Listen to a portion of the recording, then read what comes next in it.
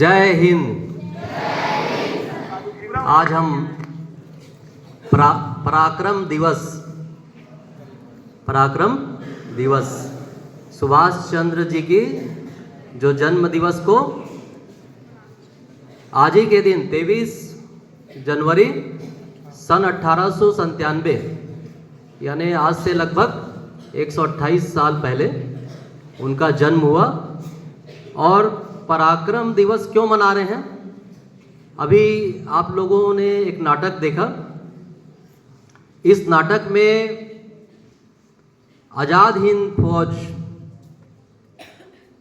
सुभाष चंद्र बोस जी ने जापान और जर्मनी के सहयोग से आज़ाद हिंद फौज का गठन किया, वो भी भारत में नहीं, जापान और जर्मनी के सहयोग से विदेश में।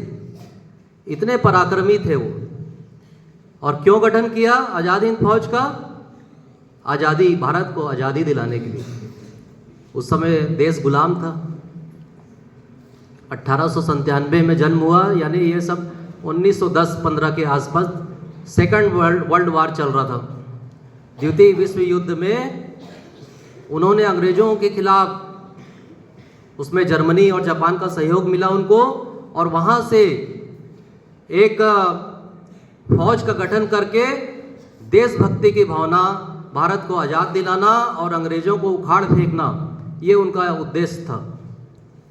इतने पराक्रमी थे। अच्छा, पढ़ाई में भी वो पीछे नहीं थे। आप लोगों को मालूम होगा, पढ़े होंगे कि वो अपने कॉलेज के समय कलकत्ता यूनिवर्सिटी में, पूरे यूनिवर्सिटी में 3rd पोजीशन था उनका, टॉप 3 यूनिवर्सिटी में। और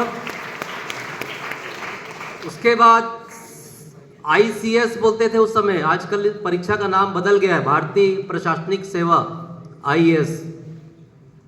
तो उस परीक्षा में उनका 8वां रैंक था पूरे भारत में।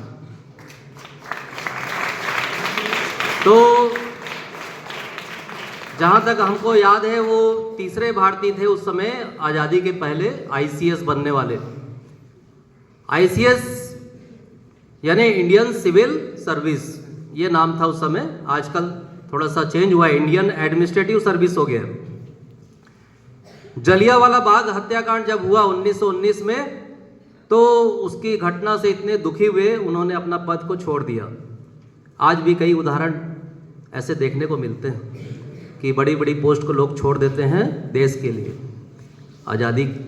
तो आज ये सब बातें आप लोगों के सामने इसलिए बताई जा रही है कि हमको भी पराक्रमी बनना है उनके समान। अब पराक्रमी कैसे बने? तो एक छोटा सा उदाहरण है, कहानी है छोटी सी। एक राजा के बगीचे में एक डाल के ऊपर एक चिड़िया हमेशा बैठे रहती थी, और वो चिड़िया को दाना राजा रोज़ देते थे। वो थोड़ा सा उड़ती थी और वहीं पर आके फिर बैठ जाती थी। वो डाल से उड़ती नहीं थी, उसको रोज़ दाना मिलता था और वहीं पर वो डाल के ऊपर हमेशा बैठे रहती थी। राजा को बहुत प्रेम हो गया उस चिड़िया से।